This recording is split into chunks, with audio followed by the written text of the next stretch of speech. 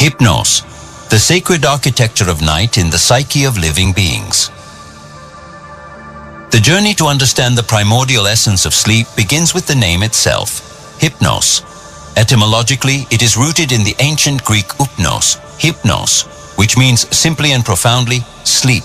This is the most ancient and pure designation for this state, a word that does not describe an action, but a state of being, an existence in its own right.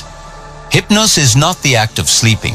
He is the divine personification and conscious embodiment of sleep itself, a cosmic force older and more fundamental than most Olympian gods. He is the incarnation of a universal biological imperative, the nocturnal architect of consciousness. His manifestation in Earth's creatures is the most democratic and inexorable of all natural laws. Observe the feline that curls up in the afternoon sun, completely abandoning its predatory vigilance. Observe the bird that, at sunset, falls silent and tucks its head under its wing, motionless on a branch. Observe the human child whose eyelids grow heavy, yielding to the gentle yet unquestionable biological command. In all of them, it is Hypnos who descends with his silent wings. He does not impose by force, like his twin brother Thanatos, death, but through chemical and neurological persuasion, an irresistible invitation to the temporary disintegration of the ego and active perception of the world. His nature is that of the great psychic equalizer, the moment when the wolf, the sheep, and the shepherd experience the same inner reality, stripped of their earthly identities. The importance of sleep, his divine domain, extends far beyond mere physical rest. It is an active process of mental programming and maintenance. While the physical body rests, the mind does not shut down. It plunges into a state of intense reorganizational activity. The brain, freed from the constant flow of external stimuli, begins a sacred ritual of cleansing, consolidation, and repair. From a scientific standpoint, it is during deep sleep that the day's memories are filtered, selected, and transferred from the hippocampus, short-term memory, to the cerebral cortex, long-term memory. It is the time when synapses are pruned, irrelevant connections are weakened, and significant memory traces are strengthened. Psychologically, this is the domain of Hypnos. He is the guardian of the threshold of consciousness, the one who allows the ego to dissolve so that the internal architecture of the psyche can be restored. Without this divine intervention, the mind becomes disorganized, emotions become labyrinthine, and sanity fades. This sacred rhythm is governed by a cosmic dance between light and darkness, choreographed by the circadian rhythm. Hypnos, in his mythological genesis, is the son of Nyx, night, and Erebus, darkness. This lineage is not accidental. It defines his essence.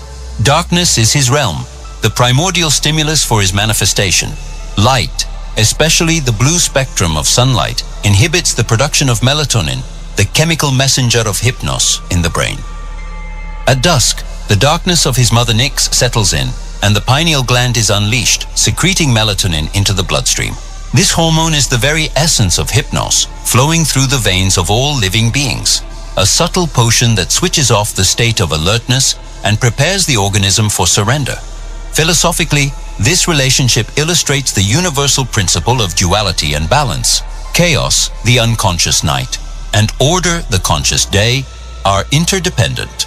Consciousness can only fully flourish during the day because it is periodically immersed in the restorative waters of Hypnos's unconscious night. He is the necessary pause in the symphony of life, the silence that gives meaning to sound. From a depth psychology perspective, the action of Hypnos can be understood as a reset of the nervous system. Anxiety, fear, and trauma are states of hyperarousal of the HPA, hypothalamic pituitary adrenal axis. Deep sleep, under the dominion of Hypnos, suppresses this axis, reducing cortisol levels and allowing the body and mind to recover from accumulated stress. He is therefore a primordial psychotherapist, not through analysis, but through the imposition of a biological ceasefire. The deprivation of his domain is torture precisely because it prevents this reset, leaving the individual trapped in a continuous state of alert, without relief and without the possibility of psychic repair. In the great theater of the night, however, Hypnos rarely acts alone.